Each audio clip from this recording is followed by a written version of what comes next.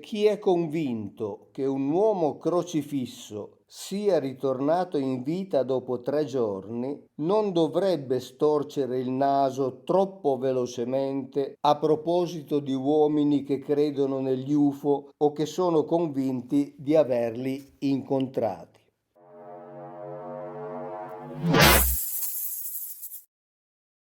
Buongiorno, ho scritto Gli dei della Bibbia e Cieli in fiamme per documentare alcuni degli aspetti fondamentali della religione cristiana e della comprensione di quello che scrivono esattamente i testi.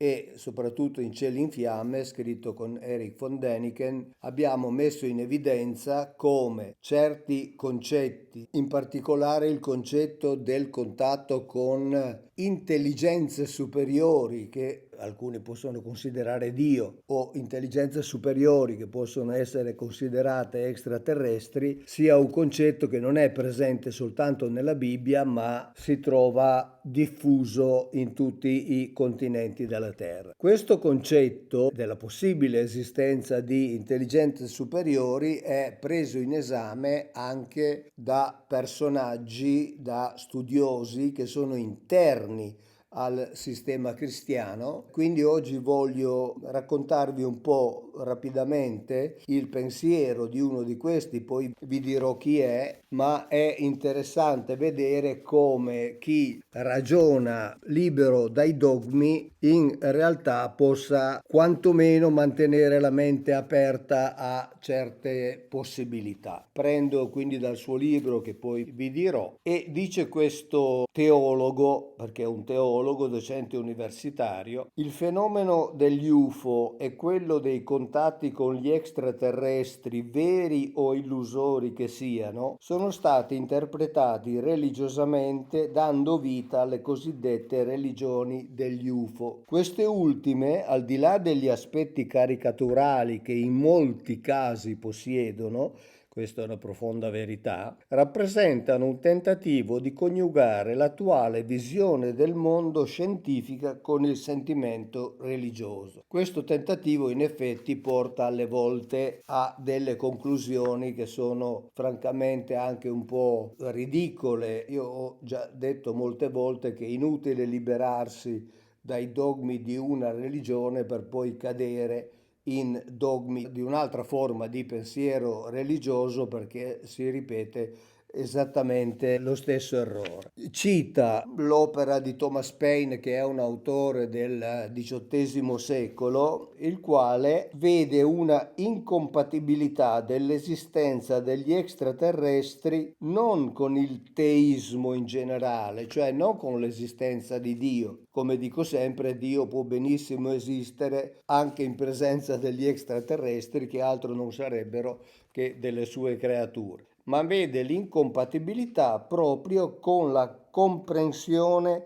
cristiana di Dio. Il problema teologico che la possibile esistenza di intelligenze extraterrestri solleva non tocca quindi tanto l'ambito della teologia in generale, quanto la cristologia e in particolare il significato della incarnazione di Dio. Siccome l'incarnazione di Dio è legata direttamente al concetto del peccato originale, che già abbiamo visto non esistere, essere negato dagli stessi esegeti della Bibbia, per esempio della Bibbia di Gerusalemme, quindi questo renderebbe quantomeno opportuno staccare il concetto della incarnazione di Dio dalla esistenza del peccato originale. Esistenza, per esempio, affermata da Anselmo d'Aosta, eccetera, della necessità del legame tra l'incarnazione di Dio in Gesù Cristo e il peccato dell'uomo. La proposta di questo teologo è di svincolare il concetto di incarnazione dalla logica retributiva, cioè il concetto di premio o punizione, e quindi il concetto del fatto che Cristo si sia incarnato per redimere l'uomo da questa macchia originale che in realtà non c'è. E seguendo l'indirizzo di altri teologi medievali, lui preferisce concepire l'incarnazione come il compimento del rapporto tra Dio e il mondo, quindi staccandolo da quella necessità che non sarebbe quindi collegata alla conseguenza del peccato umano, ma al disegno complessivo di Dio sulla sua creazione. E ammesso questo, cioè ammesso questa separazione, secondo questo teologo, una incarnazione come quella venuta in Gesù Cristo sia data da Dio anche in altri luoghi rispetto alla terra. E quindi già questo è un primo concetto fondamentale. Se esiste Dio e se Dio ha ritenuto di entrare in contatto con le sue creature in questo modo, incarnandosi, rendendosi quindi visibile, questo sarebbe possibile anche in altri luoghi rispetto alla Terra. Stimati scienziati speculano da molto tempo, senza preoccuparsene troppo, su cose molto curiose come i multiversi, l'antimateria o spazi con più di 10 dimensioni. Al loro confronto, le speculazioni su intelligenze extraterrestri appaiono addirittura terra-terra. Sono, secondo lui, ovviamente, molto più fantasiose le speculazioni di certi scienziati che non quelle dei teologi, però su quelle degli scienziati, in quanto scienziati, non si fanno quelle stesse critiche che invece vengono fatte a chi ipotizza l'esistenza degli extraterrestri, perché appunto in quanto scienziati e quindi in quanto ritenuti per definizione detentori della conoscenza, insomma. E a questo proposito questo teologo fa una affermazione quantomeno sorprendente. Dice: chi è convinto che un uomo crocifisso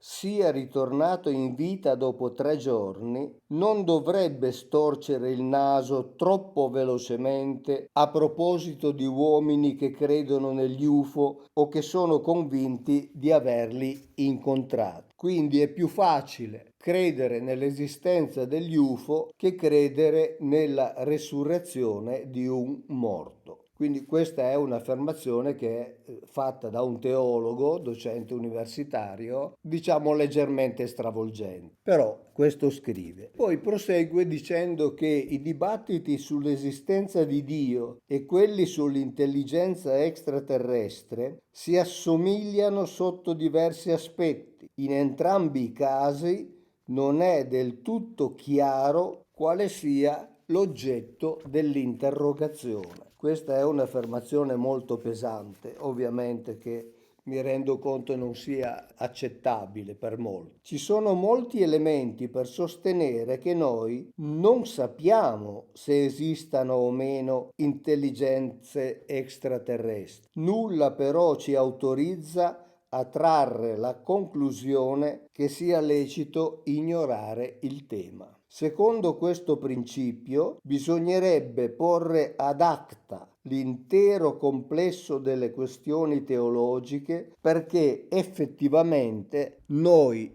non sappiamo se Dio esista. Questo dice il teologo. Siccome noi non sappiamo se esistono gli extraterrestri, diciamo che non vale la pena di parlarne, allora lui dice altrettanto non varrebbe la pena di parlare di Dio perché anche di Dio non sappiamo se esiste. Sappiamo, significato ben diverso da crediamo o avere fede. Sono due concetti completamente separati che non possono essere conciliati gli uni con gli altri. Sapere è una cosa, credere che esista è un'altra cosa. L'idea di una pluralità di corpi celesti abitati si coniuga senza problemi con la fede, non con il sapere, ma con la fede in un creatore divino, ma non con le convinzioni specificamente cristiane. Cioè sono due concetti diversi, perché il cristianesimo ha una sua visione peculiare che pone tutta una serie di problemi che sorgono o sorgerebbero non appena si avesse la certezza assoluta dell'esistenza degli extraterrestri. E poi fa un'altra considerazione che è evidente, cioè i miti e le religioni servono a rispondere a domande fondamentali sull'origine, il senso e il fine dell'umanità in un mondo ambivalente, e un'ulteriore funzione consiste nell'indicare la strada che deve proteggere dai pericoli della vita che generano sofferenza, paura, caos, per offrire una prospettiva di salvezza. Cioè i miti e le religioni finiscono per dare e devono dare una risposta al problema della sofferenza e al cosiddetto problema della teodicea, cioè della giustificazione di Dio, cioè del perché un Dio di amore avrebbe creato la sofferenza. Pensiamo ad esempio alla catena alimentare, che è quanto di più crudele si possa immaginare. Milioni di esseri viventi per vivere devono creare paura, dolore, sofferenza e morte in milioni di altri esseri viventi. E quindi bisogna offrire una prospettiva di salvezza, di redenzione e addirittura di immortalità, perché l'uomo non vuole sentirsi dire che con la morte finisce tutto. Essenzialmente è questa la funzione dei miti e delle religioni tradizionali, alla quale si ricollegano direttamente anche le religioni degli UFO. E data questa similitudine, ne consegue necessariamente un fatto: che i messaggi delle religioni degli UFO siano sfaccettati e contraddittori non sorprende. A questo riguardo, le religioni tradizionali dell'umanità non sono diverse. Anche i loro messaggi si contraddicono reciprocamente e in certi casi le contraddizioni sono presenti all'interno di una medesima tradizione. Pensiamo a tutte le contraddizioni che sono presenti all'interno dell'Antico Testamento, all'interno dei Vangeli. Quindi le due tipologie di religione, quella più spirituale, quella cristiana, e quella più materiale, cioè una religione basata su presunte o reali rivelazioni di intelligenze extraterrestri, presentano lo stesso tipo di problematiche. Poi lui affronta anche la questione dell'ipnosi, cioè dei ricordi che vengono fuori quando una persona viene sottoposta ad ipnosi, e dice: naturalmente i ricordi confermano e rafforzano presunzioni o convinzioni già presenti, come uno che non crede alla reincarnazione in genere non ha spontaneamente ricordi della vita precedente, così nessuno che non creda agli extraterrestri e ai rapimenti si ricorda di essere stato rapito da essi.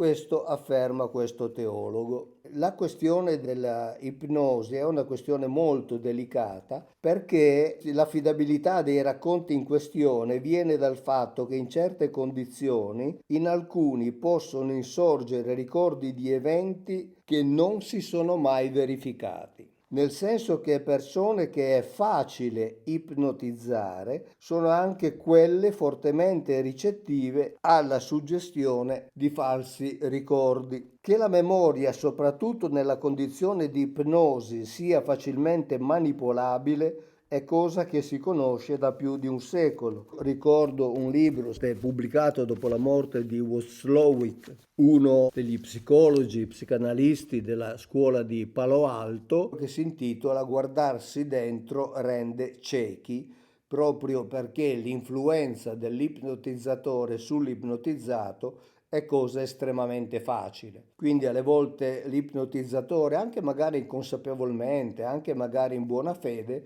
finisce per condizionare colui che è ipnotizzato, e che anche lui inconsciamente sotto ipnosi finisce per dire cose che compiacciono l'ipnotizzatore. Quindi anche qui, in fatto di UFO o in fatto di ricordi, di visioni di santi, di personaggi importanti per la religione cristiana, può essere facilmente influenzata perché le persone che ci credono, per il fatto stesso che ci credono, sono facilmente influenzabili. Quindi, data questa facilità della influenzabilità e quindi data questa sostanziale scarsa affidabilità dei ricordi, si pone il problema dei testimoni oculari. E il teologo al proposito dice: infatti c'è un punto assolutamente decisivo su cui la fede cristiana e quella negli UFO sono sulla stessa barca. Entrambi dipendono dalla affidabilità di testimoni oculari.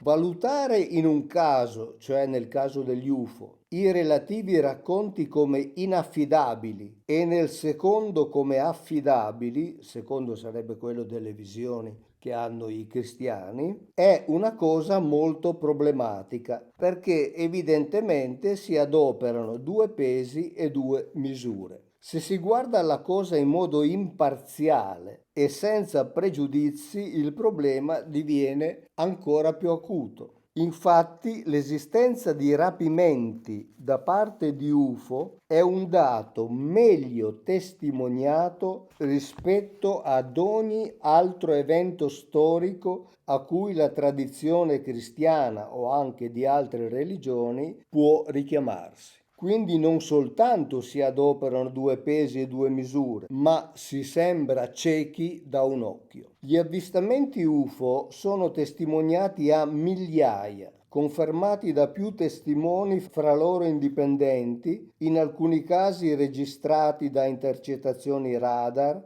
e oggetto di accurata ricerca e documentazione da decenni da parte di molti qualificati esperti. Si tratta di racconti di prima mano, sicché ci si può fare un'idea della credibilità e della personalità psicologica del testimone, operando dei paragoni tra racconti differenti. I racconti sugli avvistamenti degli UFO sono in un certo qual modo verificabili. Non esiste nulla del genere se consideriamo i racconti testimoniati dalla Bibbia. Nella stragrande maggioranza dei casi, qui abbiamo a che fare con testimonianze i cui soggetti ci rimangono per lo più sconosciuti. Quante volte ho detto che noi della Bibbia non sappiamo nulla, non sappiamo quando l'ha scritta, chi l'ha scritta, come l'ha scritta in origine,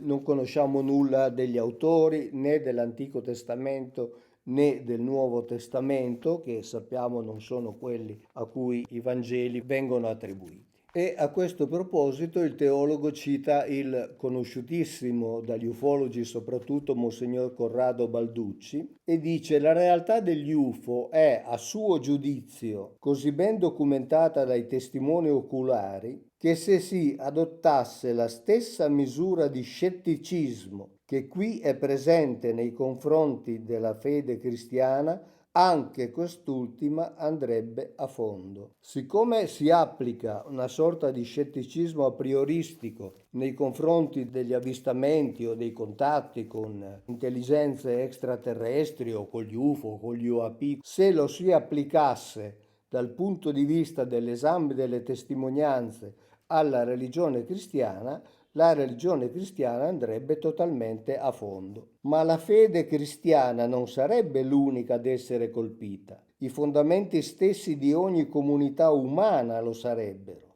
Uno scetticismo prioristico che mettesse sistematicamente in dubbio l'affidabilità delle testimonianze umane avrebbe gravi e incalcolabili conseguenze per la società umana, distruggendone le fondamenta. Quindi la sostanza di questo messaggio è quello di mantenere la mente aperta nei confronti delle cose che non sappiamo, ma che possono essere quantomeno ipotizzabili.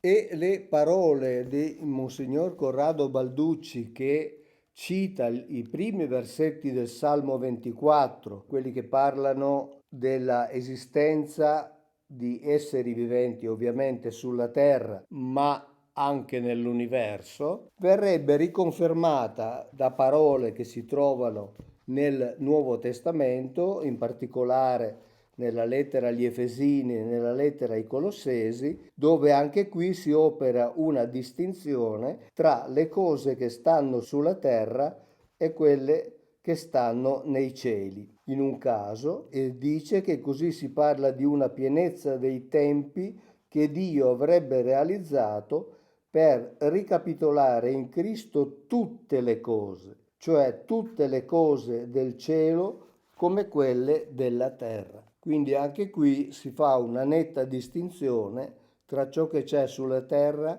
e ciò che c'è nel cielo, dando per scontato che anche nel cielo ci siano ovviamente situazioni simili a quelle che noi riscontriamo sulla terra o che la storia cristiana ha voluto riscontrare sulla terra, ad esempio col discorso del peccato originale, necessità di redenzione, eccetera, eccetera. E la religione cristiana è condizionata dal geocentrismo e dall'antropocentrismo, perché finché si pensa in categorie geocentriche e si commisura la Terra all'universo, tutto questo funziona. Ma non appena si cambiano queste categorie e la Terra dal centro viene spinta in un posto qualsiasi, cioè un granellino di sabbia rispetto alla infinità dell'universo, la storia cristiana non ha più alcun senso, scrive questo nostro autore. E questa è un'altra verità fondamentale. A meno che non si voglia dire che appunto Cristo si può essere incarnato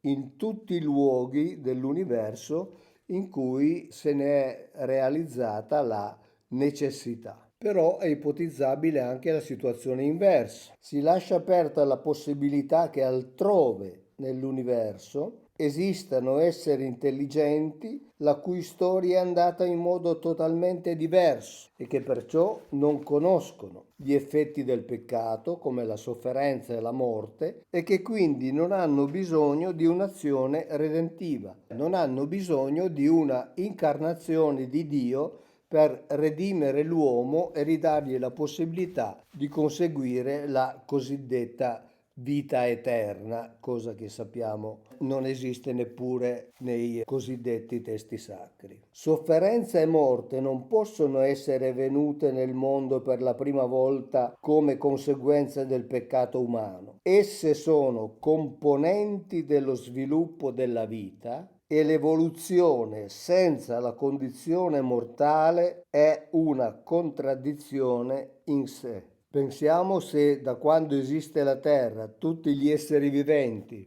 che sono nati fossero ancora in vita, mi viene da dire saremmo più stretti delle acciughe dentro le scatolette. Quindi in realtà la morte è condizione inevitabile per il proseguimento della vita e per il proseguimento della evoluzione. Quindi ci potrebbero essere dei mondi in cui, come dice l'autore, la morte non è la conseguenza del peccato, ma semplicemente condizione inevitabile per garantire la possibilità della evoluzione. E in effetti situazioni come la sofferenza e la morte sarebbero inconcepibili se fossero viste come conseguenza della creazione di un creatore onnipotente. E lui lo definisce da parte di un designer e dice quindi diversi fenomeni dovrebbero essere considerati più o meno come falliti o comunque tali da generare notevoli dubbi sulla intelligenza del designer. Era quello che dicevo, che insomma non possiamo pensare a un Dio d'amore che ha creato ciò a cui noi assistiamo quotidianamente e che è inutile che noi cerchiamo di giustificare attribuendo all'uomo l'origine del male, l'origine della sofferenza. Questa è connaturata all'esistenza stessa ed è inevitabile, quindi non può essere l'opera di un designer intelligente, soprattutto se è considerato come un Dio di amore, un Dio che ama tutte le sue creature. E poi l'autore cita numerosi altri autori, teologi cattolici come Rahner, Hans Küng, teologi protestanti come Tillich, John Hick, teologi come Lewis Ford e anche il predicatore Billy Graham, che tutti ammettono la possibilità di intelligenze extraterrestri e vedono in essa una sfida e non una minaccia per la confessione cristiana. Deve sapersi confrontare con questa possibilità, non la deve escludere a priori per timore di essere annientata, ma deve saper trovare una risposta a questa possibilità che molto probabilmente prima o poi si porrà forse in modo concreto. E per esempio l'evento dell'incarnazione di Cristo per i fedeli rappresenterebbe quindi in questo caso soltanto uno dei molti, forse degli infiniti episodi in cui si svolge il dramma della salvezza. Ciò porta ad una relativizzazione di quelle asserzioni di fede che una gran parte della tradizione cristiana ha ritenuto irrinunciabili. Cioè, in sostanza, bisognerebbe dimenticare l'antropocentrismo,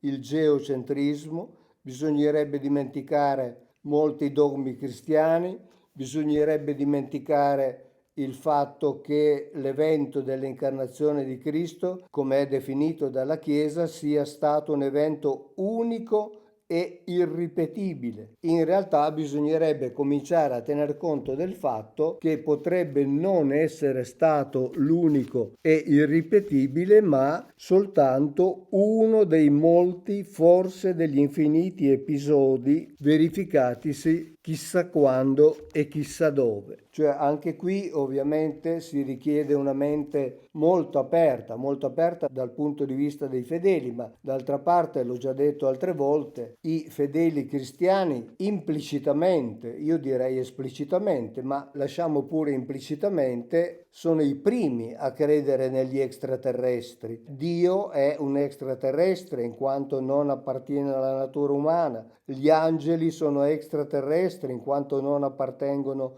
alla natura umana e non appartengono a questo mondo. I diavoli sono extraterrestri in quanto non appartengono alla natura umana e a questo mondo. È che noi siamo abituati a pensare agli extraterrestri come ai marziani verdi con le antenne, ma extraterrestre o alieno è tutto ciò che è diverso rispetto alla nostra natura o quantomeno alla natura del pianeta Terra. E quindi tutto questo, l'evento di Cristo, rappresenterebbe soltanto uno dei molti infiniti eventi che possono essersi verificati ovunque nell'universo. Di questo bisogna tener conto. Sempre ovviamente avendo la mente aperta, perché se si rimane legati ai dogmi ci si preclude la possibilità di ipotizzare e ci si preclude la possibilità anche di capire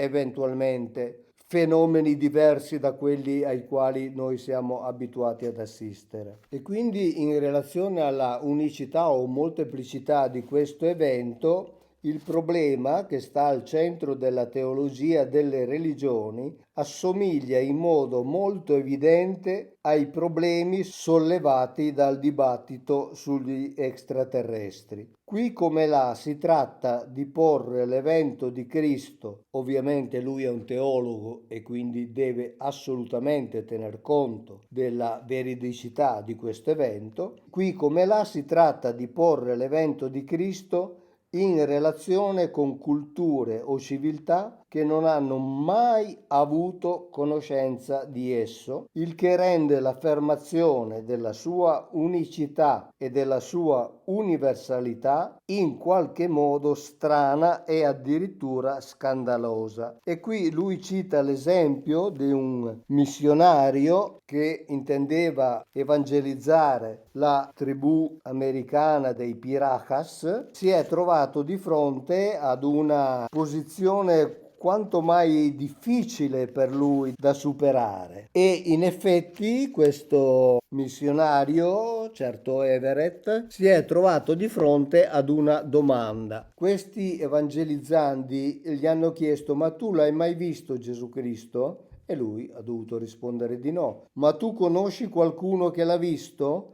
E lui ha dovuto rispondere di no. Loro, essendo molto pragmatici, hanno detto: allora la cosa non ci interessa perché noi crediamo a ciò che vediamo. La soluzione finale è stata che invece di essere lui a evangelizzare questi nativi, sono stati loro a far perdere a lui la fede nella stessa religione per la quale lui era andato. Quindi questo ci deve far riflettere molto attentamente, perché alle volte prendiamo per vero ciò che ci viene raccontato senza ragionarci sopra. Ecco, questi ci hanno ragionato sopra, ci ha ragionato sopra anche il missionario Everett e alla fine è arrivato alla conclusione opposta, cioè è arrivato alla conclusione del fatto che ad avere ragione erano loro, perché non era in grado di dimostrare nulla, come abbiamo già visto prima, sulla totale inaffidabilità dei testimoni,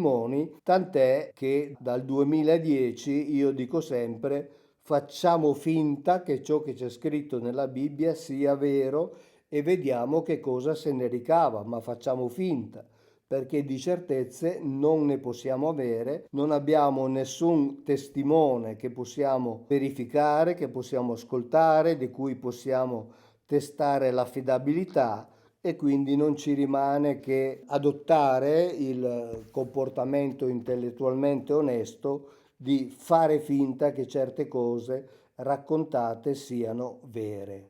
Date queste premesse, io lascerei concludere a lui, anche perché è una conclusione che condivido perfettamente. Dice: sarebbe miope e sconsiderato rimandare alle calende greche il problema delle intelligenze extraterrestri. Da ciò non si trae la conclusione che prima di quanto ci si aspetti avremmo a che fare non soltanto con mere possibilità, ma con realtà concrete. Ovviamente non possiamo prevederlo. Potrebbe però valere la pena prepararsi a questa eventualità.